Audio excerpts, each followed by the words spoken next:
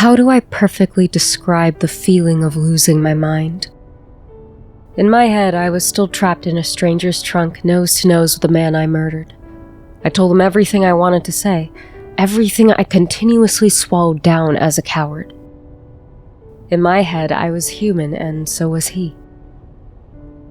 His eyes were lit up with moonlight, terrifying, and yet somehow still so beautiful, so warm, so comforting. I found myself leaning closer until I could feel his breaths tickling my face. Brown flecks bled through irises drowned with her light, and in that confusing moment between reality and delusion, I wanted him to stay like that. Forever. Rowan blew in my face, snapping me out of it. Don't you have anything else to stare at? I found my voice barely a croak. You're 2 inches from my face, and in case you haven't noticed, we are tied up in the back of a stranger's trunk. My options are limited. I could practically see his patience withering away with every twitch of his mouth. Well, turn around. Stop staring at me. It's weird. I'm staring at you because the moon is swimming. I had to swallow sour barf creeping up my throat. I couldn't stop myself slurring my words. In your eyes. He averted his gaze. Thanks. It wasn't a compliment. You sound like a bad romance book, he snorted. You are a bad romance book, I shot back. The man possessed by the fucking moon. He made a pfft noise. No thanks to you. I mimicked his pfft noise, bursting out laughing. Okay, now there were 2 Rowans. Being drugged was fun. You think you've been through the worst of it, and then I was seeing double, which meant 2 pairs of moonlit eyes staring daggers at me. Oh, I put the moon in your eyes? He pulled a face. In a way, yes. I nodded, very aware that I was still drugged and slurring my words. Can I touch it? Rowan made a snorting sound. Touch what? Moonlight, I said. I can't reach it. He raised a brow. You're tied up. Blinking rapidly, I tried to distinguish the 2 Rowans dancing in front of me. Oh yeah, I said. But you're tied up too. His lips curved into a smile he was trying to hide. Congrats for stating the obvious. You're an asshole, I grumbled. Thanks. To my surprise, he shuffled closer, bumping his head against mine. Is this close enough? I don't think I realized his voice was too light, too melodic. His breath tickled my cheek. For a disorienting moment, my mind jerked back to sobriety, and I was no longer in control of my body. I don't think he was either. Moving closer to me was definitely not a Rowan thing. During our post-drug rendition of Amore, he was actively trying to twist around to avoid looking me in the eyes. But now, he wasn't blinking, and his expression was a little too vacant, not enough glaring. But he wasn't the only one. Suddenly, I wanted to get closer to the moonlight, so close I could savor it, feeling it against my own skin. If only I knew that every part of him, mind, body, and soul, now voice, was oozing with her. I should have seen it in his skin splintering apart, seeping moonlight, beads of her dripping down his neck and entangled in his eyes. I blinked, trying to pull myself out of the moonlit haze, but it bathed me, drowning me. His gaze, far too empty and wrong yet captivating, held me in a vice grip. I wasn't sure why I leaned forward, awkwardly pressing my cheek against his, then kissed him. I don't know why he kissed back, hesitant at first, but something pulled him deeper.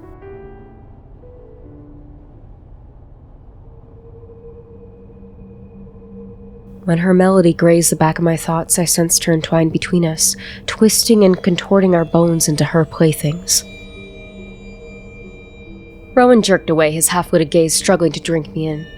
He blinked once, twice, as she slowly drew him from her cruel trance. That. He squeezed his eyes shut in an attempt to block her out. That wasn't me. I could only nod, still drunk and dizzy on a cocktail of moonlight and sedatives. I know. Rowan groaned, tipping onto his back. He spluttered out a laugh.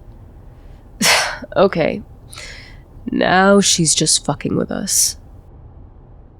Before I could respond, my vision twisted and I was yanked back violently, ghostly fingers coiling around my spine, and like a snapped bungee cord, I was wrenched from the memory. Delusion was comforting, wrapped up in a splintered memory I didn't think was still part of me. Reality, however, was fucking painful. Reality was no longer existing as someone I recognized, a physical being with a name and an identity and a reason and voice.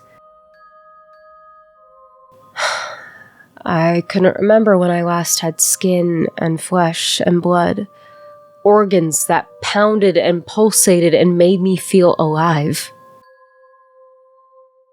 I existed as an outline, a nameless lump of flesh that grows and regrows with one single purpose. I was a stomach. I was their stomach. When reality hit me, I was painfully aware of the beads of red dripping down my face, filling my mouth. I could feel everything, and every time their teeth pricked into my skin and ripped into me, their slimy fingers scooping out my insides while I stared dead-eyed at the ceiling, a little more of me splintered. I could sense my mind falling apart, fragmenting into memories I did and didn't want. I told myself I would die this time and stay dead. I had to stay dead. But when death spat me out once again and I was carried in front of them once again, barely an outline, my mind splintered. I was dropped onto the ground and had no legs to run with, no arms to fight back. The ground didn't feel real, and neither did my own skin, my own flesh and blood and bones stitching back together. I couldn't move, couldn't breathe, burying my static flesh into cold concrete. I was partially aware of footsteps. Worn red Converse stopped directly in front of me.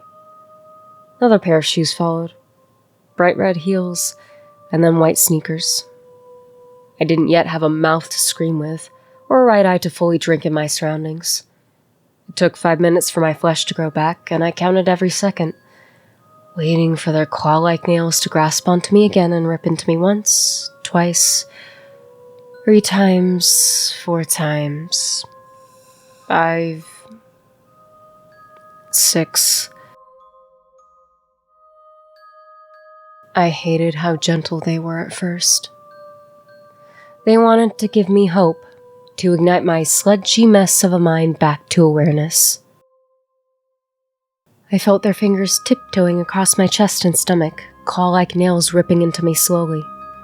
I could sense their manic smiles, too greedy to wait for my flesh to come back. They were already tearing it from my bones and stuffing it in their faces, satisfied snarls and chitters growing louder and louder as they dug deeper and deeper, and my left eye found the ceiling. Bolivia House's basement had been converted into a throne room. Darkness enveloped me with a sickening sound of my neck being snapped, and I was back again, this time on my stomach. My nerve endings weren't even formed yet, and I still shivered under his touch as he ran his fingers down my static spine. His index was too harsh, prodding into every bare bone that was barely formed. Prod. Prod. Prodding. How do I perfectly describe the feeling of losing my mind? How do I perfectly describe the feeling of losing my mind? How do I perfectly describe the feeling of losing my mind?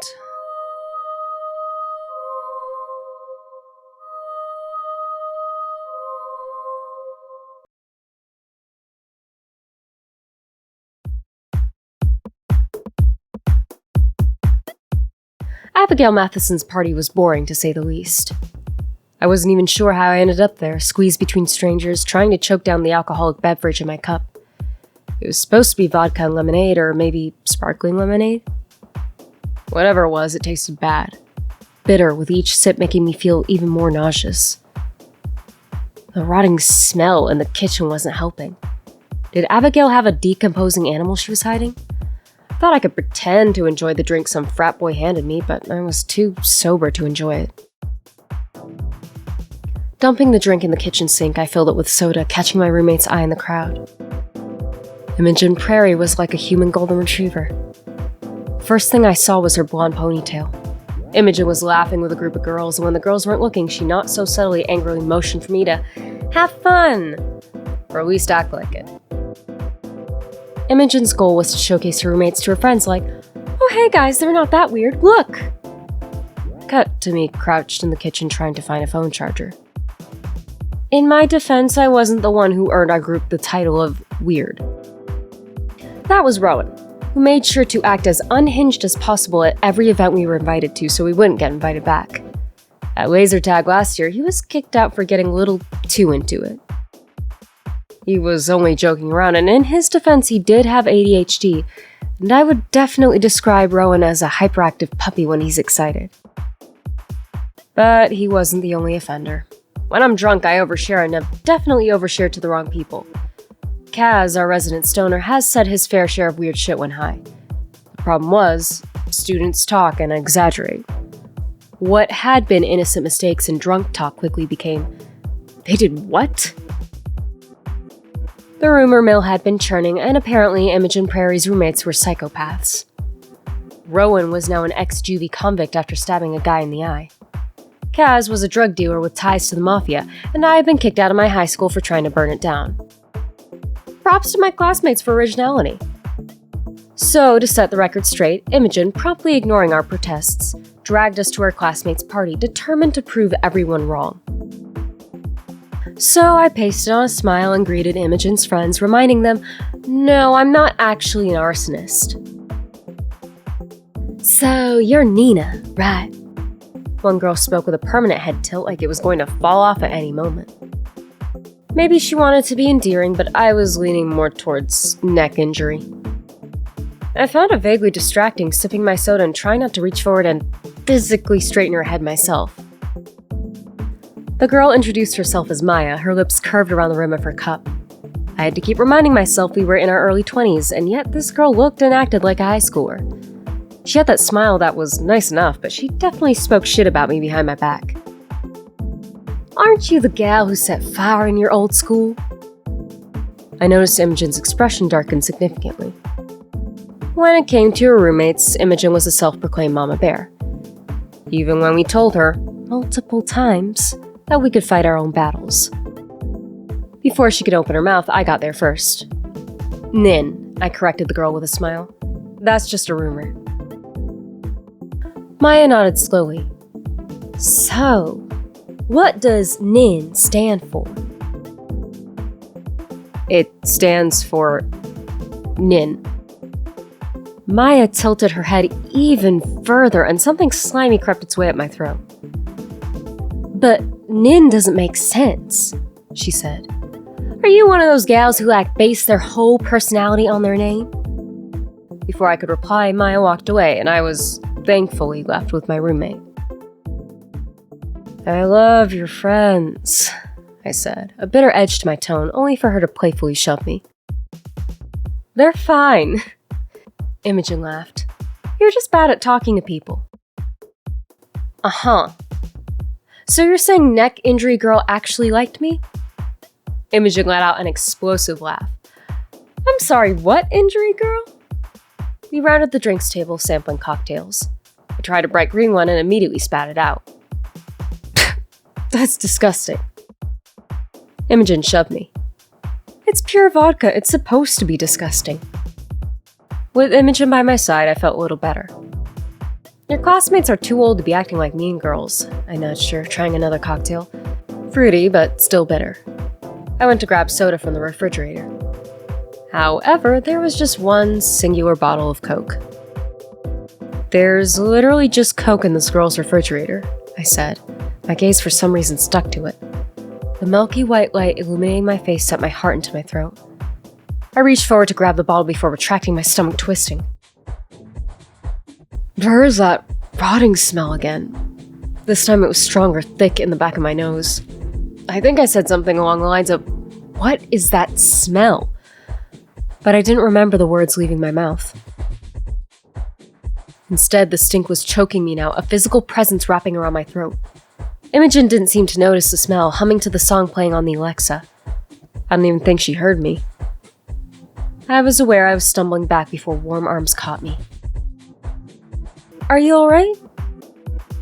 Imogen. With a bright smile, she pulled me back to the table, her fingers entangling with mine. It didn't make sense to me why Emmy couldn't smell it, though the thought was quick to leave my mind, already bleeding into obscurity. Emmy rocked back and forth on her heels, sipping her drink. Maya is, a little judgy, but she's nice. She's so nice. You said nice 3 times, I pointed out. Imogen did a little drunken twirl. Yes, well, she is nice. Or because you can't think of anything else to say because she's a bitch? Nin, ignore Maya. She's like that with everyone. Imogen shouted over the music. Just have fun.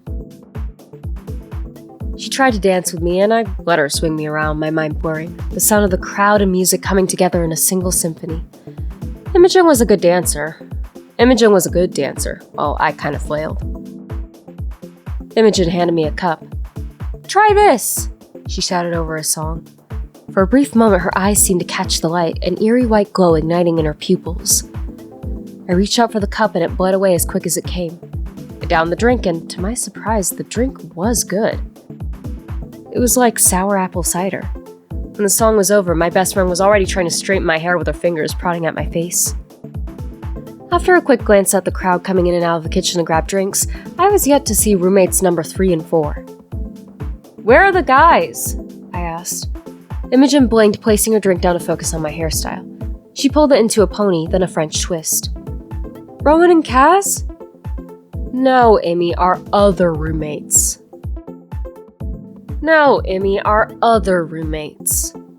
Imogen motioned that she couldn't hear me. What? Someone had definitely cranked up the Alexa. I tried again, screaming over the bass. No, our other roommates! I have zero idea! Imogen almost resembled my mother, worried eyes and twisted lips. The music was so loud she yanked me into the hallway, already trying to remodel my hair. The hallway was quieter. When she got close, that smell was back. It was close, stagnant in the air, choking my nose and throat. Imogen. The realization sent my phantom fingers tiptoeing down my spine. The smell was emanating from my best friend. She didn't seem to notice, more interested in cleaning up my face. I opened my mouth to question it, but as quick as the smell had come, it was gone. You've messed up your eyeliner, she sighed, planting her hands on her hips. Nin, you look like a panda. I spent 2 hours doing your makeup and hair, and you've ruined it. I couldn't resist a smile, shaking away the feeling of unease twisting my gut. Do I at least look like a cute panda?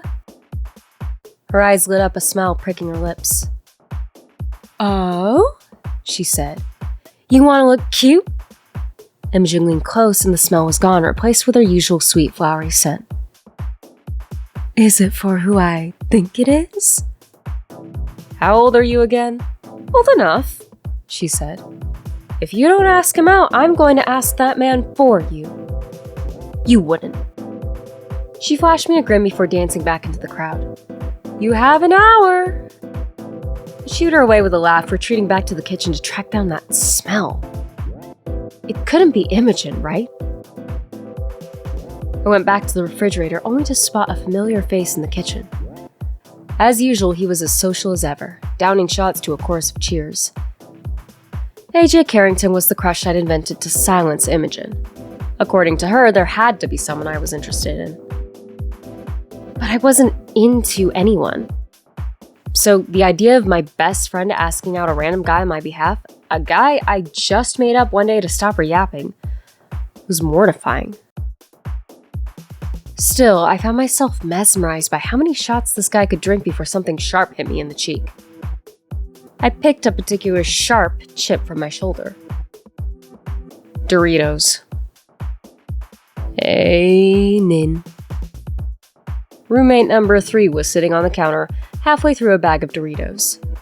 Rowan had a pretentious charm, emphasized by his dramatic trench coat, which fell out of place with his casual band shirt and jeans. A pair of Ray-Bans sat loosely atop his unruly brown curls, adding to his infuriatingly cool demeanor. His teasing smile caught my eye, throwing another Dorito into his mouth, swinging his legs nonchalantly. Did she make a good impression? Impression? Rowan nodded, pouring the bag of chips in his mouth. Do Imogen's friends like you? Not really. His smile widened. Same. I think I accidentally convinced some guy I joined a cult. Rowan leaned back lazily, crossing his legs. Hey, have you seen Kaz? I frowned, struggling to register his words. Kaz? He jumped off the counter, making his way over and flicking me on the forehead. Kaz, he said, drawing out the Z. The guy you live with? Oh. He nodded. Yes, that Kaz. Did he by any chance maybe go outside? Outside? Yes, outside. The opposite of inside. I haven't seen him, I managed to say, my words catching my throat when he grabbed my hand and pulled me from the kitchen, through the hallway, and right up to the front door. When Rowan abruptly stopped, something inside me snapped, and I found myself instinctively tugging on his arm. Rowan stood there perfectly still, his gaze fixed on the sky.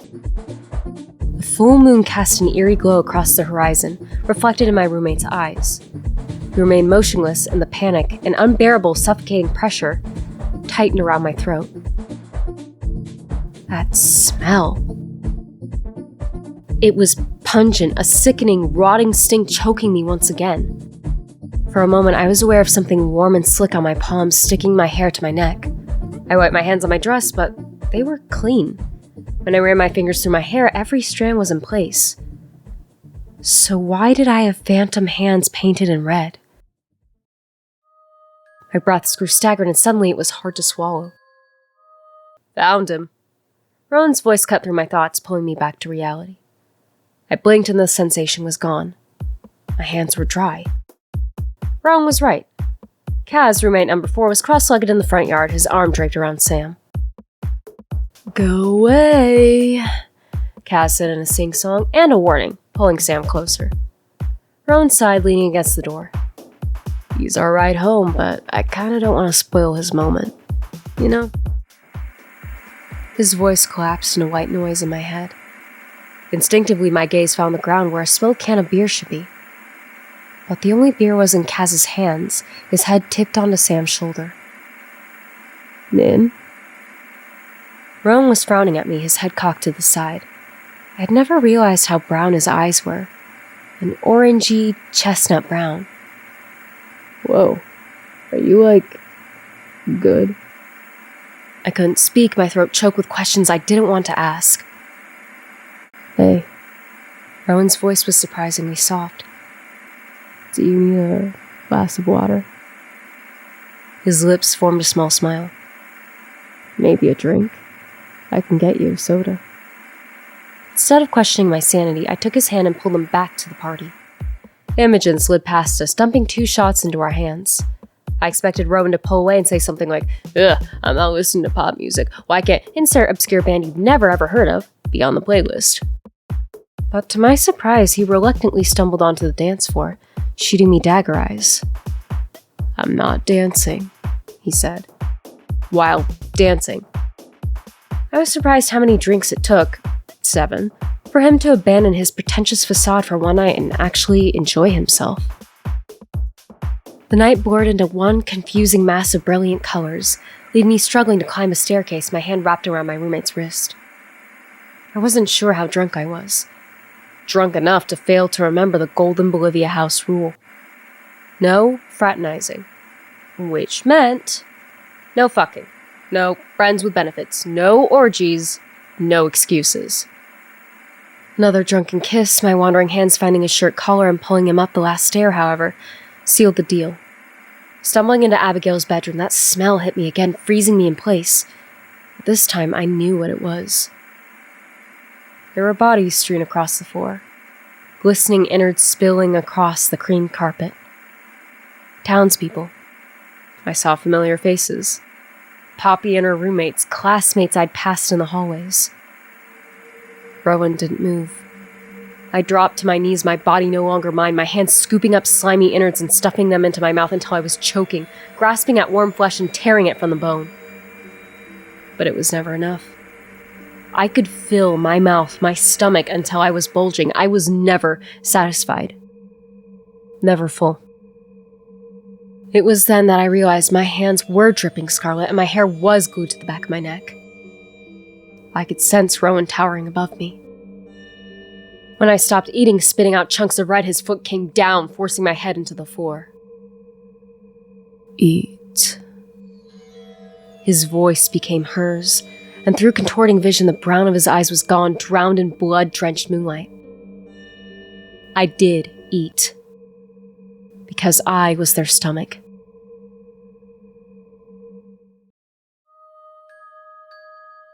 Something snapped inside me, reality contorting back to focus. Color flickered to monochrome black and white. Back to what I was running away from. Abigail's bedroom bled away, and I was on my hands and knees in Bolivia House's basement, trapped inside a circle of moonlight. My body felt stiff and wrong and new, barely formed yet, static stretching into an outline. I was dazedly watching my flesh creep back onto my bones when white light flooded my eyes. I spat a fleshy piece of skin out of my mouth, my own stomach contracting. Above me, there she was, poking through the skylight. The whisper cut through me, but I didn't dare lift my head. I'd come to realize that the kings and queen liked movement. Movement meant I would be hunted down, a game they liked to play with their stomach. The game started in the woods, and I had one goal: get back to Bolivia House alive. I never won the game. How do I perfectly describe the feeling of losing my mind?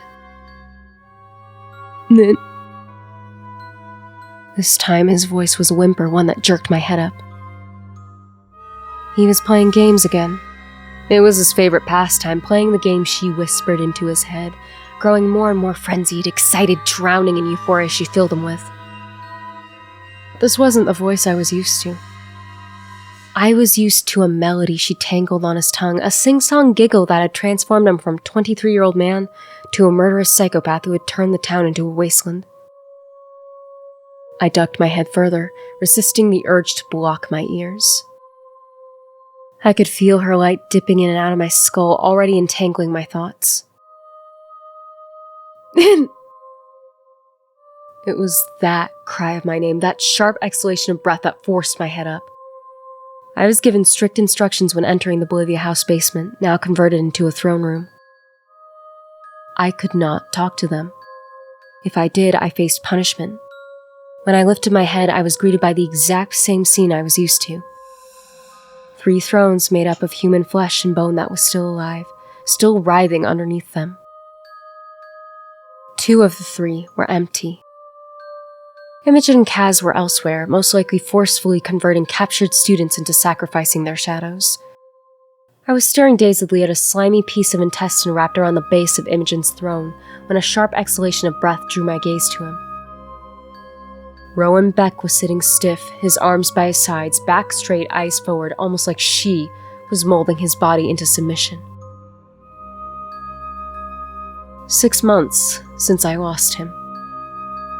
6 months since he staggered into a halt in the college reception and was drawn back to Bolivia House and crowned a ruler of the New World. Time was not cruel to the king drowned in moonlight. Rowan, a royal against his will, bore the weight of a crown of human bone, jagged edges forced into his brow, beads of thick red dried down his temples and cheeks. So much blood, and yet so much beauty, moonlight replacing skin, spiderwebbing across his face and neck. There were still splinters of him bleeding through, thick brown hair that was shorter, less unruly, tucked under jagged bones slicing into the flesh of his forehead. He was wearing the exact same clothes from 6 months ago, a worn t-shirt and jeans, both of which were barely recognizable, clinging to his withering frame. For a king who feasted on me every day, every hour, sometimes every second, with no mercy, no hint of sympathy or humanity. His own body resembled a skeleton, gaunt cheeks and emaciated bones. The king was starving. Tipping my head back, my eyes finding the moon sitting comfortably in the sky, part of me wondered if there was a reason why she stripped shadows. Why the king was starving. It hit me when I dared stand up, risking a step towards him. That Rowan was trembling. Could have been another game. Another way to twist my mind and fill me with complete, unbridled despair. But somehow I fell for whatever this game was. Somehow I straightened to my feet and took a step towards him. He was paralyzed, his shuddery breaths and unseeing eyes telling me everything I needed to know. I didn't speak. My body was moving for me, my hands cupping and cradling his cheeks, and tracing the line of his forehead, feeling along the indentations cutting into his skin. Rowan's eyes, still polluted with her light, barely penetrated mine, finding oblivion instead, before his half-lidded gaze found mine, a cocktail of agony and fear beginning to ignite in his expression. His fingers started to slowly prick at his side, clenching and unclenching into a fist. Get it off me.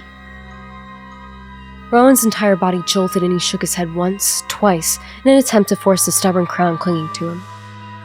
I found my own voice cupping his cheeks and forcing him to look at me. He did, blinking rapidly.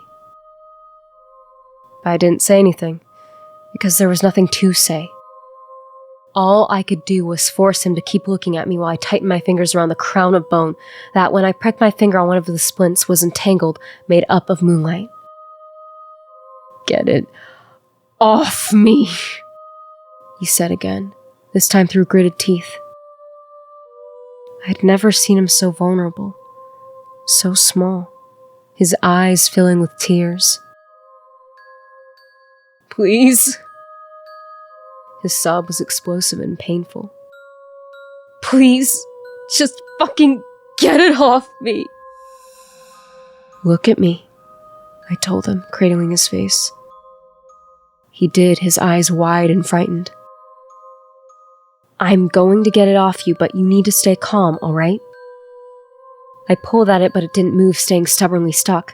When I tried slipping my fingers through the sharp prongs feeling along the bridge of his scalp, I realized the king's crown wasn't glued to his head.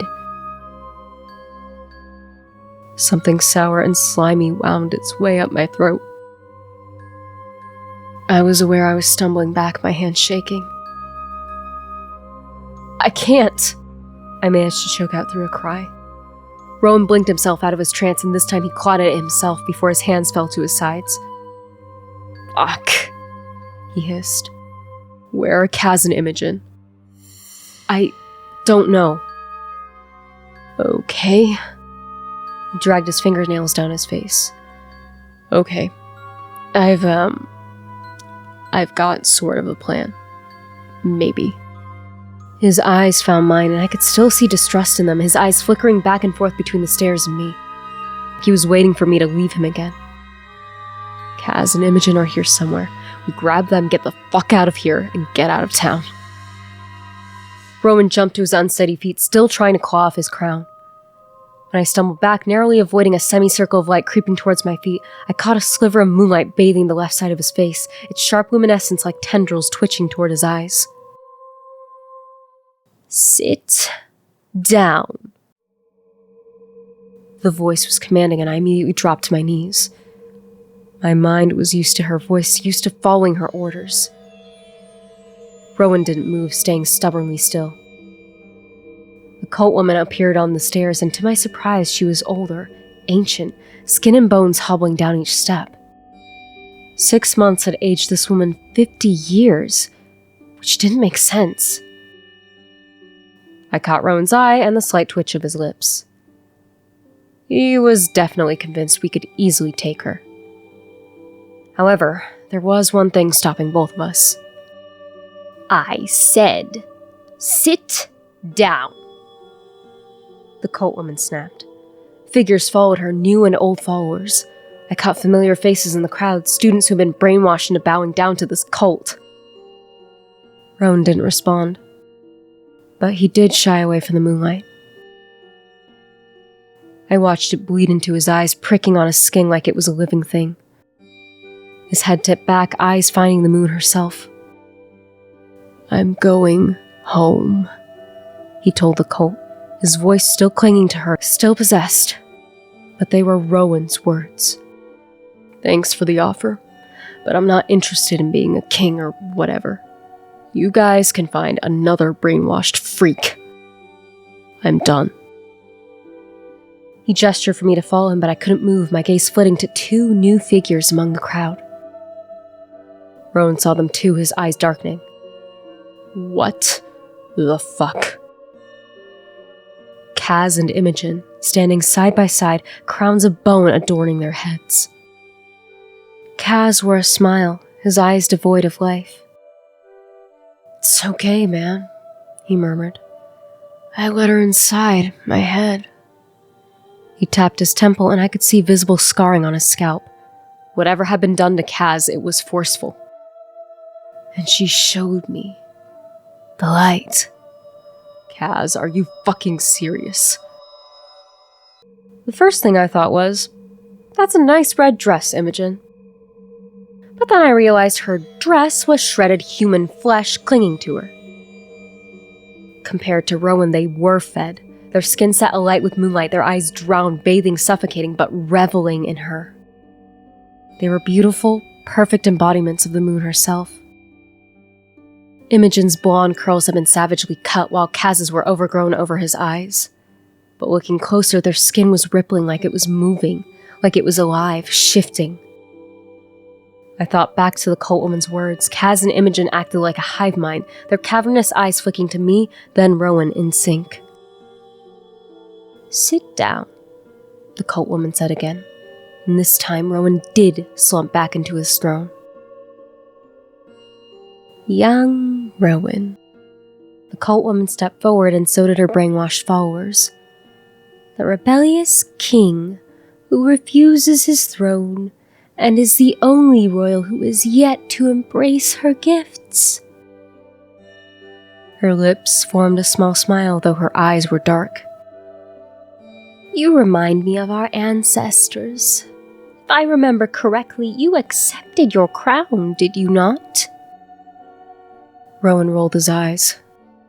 "Yes, because I was in a fucked up trance," he said. "You fucked with my head so I wouldn't fight back." She pursed her lips. "You know she likes to play with humans.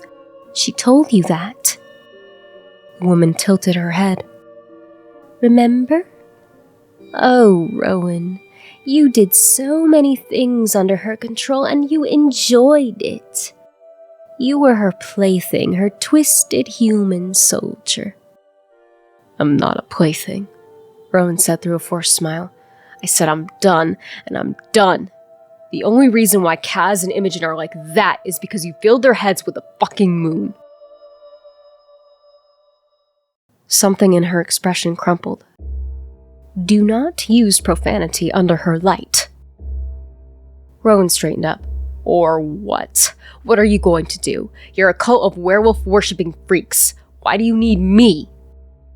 He gestured to the other members of the cult. "Do you know how many of your followers would die to be king?"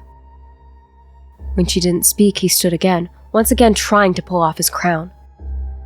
The moon filled the room as if in protest, and Rowan squeezed his eyes shut. "Restrain him," the cult woman said with a sigh. However, Rowan was ready, easily pulling off the head of one man and ripping the spine straight out through a woman's back when the cult members surrounded him. But the cult woman wasn't talking to her followers. Kaz Delacroix didn't restrain his roommate. "Rowan," he said it like an order. "Do what she says." He stepped forward, grabbed Rowan by the neck, and tore his head off, ripping it from the stub of his spine and squeezing the pulpy remnants between claw-like nails. Kaz didn't even blink, stepping back in stride with Imogen. The cult woman was barely phased, her gaze already on the ground where a new outline was forming, Rowan's body stitching itself back together. Already, her guards were scooping his fraying static form into their arms. "Take the reluctant king upstairs. Perhaps further methods of persuasion will bring him to his senses." Her cruel eyes found mine, and she came over in 2 heel clacks. "I apologize. The king is not in the greatest of moods." I didn't respond, my gut lurching. She inclined her head. "Do you by any chance know where your children are?" Her words caught me off guard, cutting through my thoughts. I was still staring at Rowan's headless torso on the ground. I waited for it to fade like our bodies usually did, but it was still there in a stemming pool of scarlet. The cult woman's voice was delayed, and I felt my body jolt, my mind working to process them. I opened my mouth to speak when her bony fingers wrapped around my arm, yanking me up. "They've run away from home." Her voice was almost mocking. "The poor darlings, they must be so scared." She led me back to the stairs, her fingers gripping my shoulder. "If they come knocking on your door, please send them home, Nin. They must come home to their favorite Grammy." I didn't reply, stumbling back up the stairs, my heart in my throat. The cult woman's voice wouldn't fully register. And when it did, I pushed it away, right to the back of my mind. It was when I rounded the top of the stairs that I realized I wasn't inside Bolivia House. I was in the town hall, surrounded by her followers. The cult had worked hard to turn the town hall into a Bolivia House replica. I never had someone bow in front of me, grasping my legs and begging me to take his outline. But there's a first for everything. When I left the town hall, the full devastation of the cult hit me. The sky was pitch black. Homes had been transformed into places of sacrifice. The college was a skeleton of itself, a rumored solace for survivors unaffected by the moon's curse. When I reached the doors, however, a 4-legged thing was feasting on the corpse of my language professor. Further down the road, I glimpsed them, humans without shadows. There were no streetlights, but my eyes had adjusted to the dark. Humans turned beasts hiding in the endless dark, awaiting fresh meat.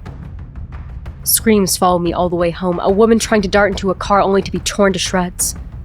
Watched her blood splatter the windshield and quickened my pace. Bolivia House was still standing, and when I took out my key and forced it into the lock, twisting it, I allowed myself to break. Stepping inside, everything was exactly the way we left it. Rowan's comic books were piled up on the floor, a Monopoly board still hanging stagnant from our last game. The kitchen smelled of rotten decay, my unfinished bowl of cereal still sitting on the table. I remembered the morning before I lost them.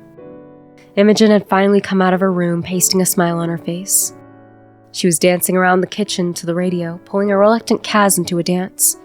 She tried to pull me into, but I escaped into the lounge where Rowan was curled up in his pajamas, halfway through a comic book. I grabbed my bag, still wary around him. He didn't look up from his comic book. "Where are you going?" "The library." "You guys are acting like children," I said, playing with my keys. "What are you reading?" "Boys." "But boys?" He nodded. "Yep."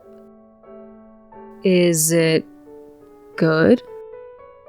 He shrugged. "It used to be pretty niche until the show came out. Now everyone's talking about it and they haven't even read the comics." Rowan tipped his head back, exaggerating a groan.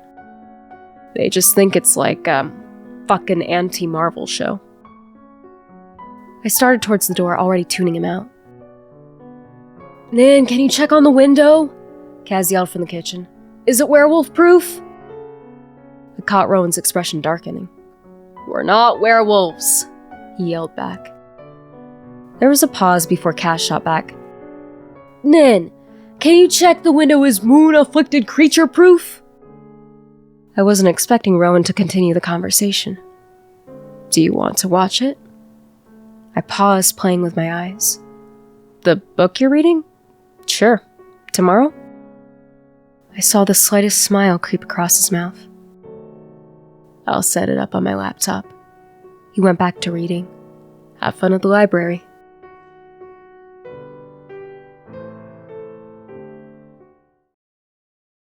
I shook away the memory before it could really take its toll. It was when I stepped upstairs that I tripped over the first body. It was me. A mutilated version of me, my spine snapped in half. Further up the stairs, another me, this time nothing but a skeletal husk. I was everywhere. Thousands of versions of me ripped apart and rotting, sitting in pools of writhing red maggots. When I forced my legs upstairs, my mind was whirring. These bodies were supposed to disappear when I died, so why were they still here? When I died in Rowan's car, I watched my body disappear when I was copied back into existence. Entering my own room, I was filled with pain I thought I no longer had. When I was ripped apart and brought back together as her stomach, I lost my pain, my ability to feel completely.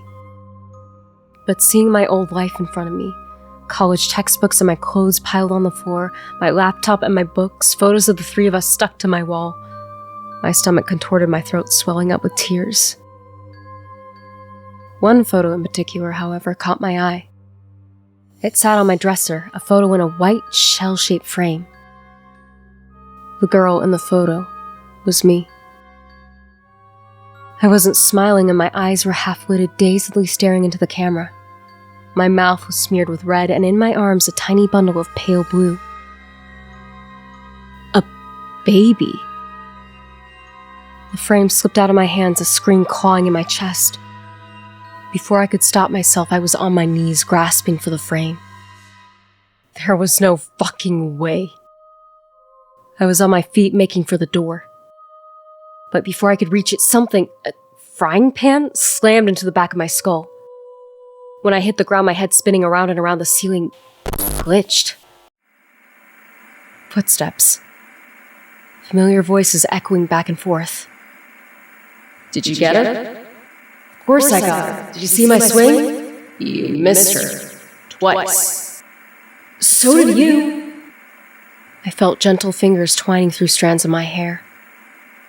It's okay, Nan, another familiar voice whispered. When I opened my eyes, black spots dancing across my vision, 3 figures stood over me. It wasn't just the ceiling that was glitching. They were, too. Imogen Prairie leaned close, her long hair tickling my cheek. I would have believed her, if a sacrificial knife wasn't protruding from her skull. Everything is going to be okay.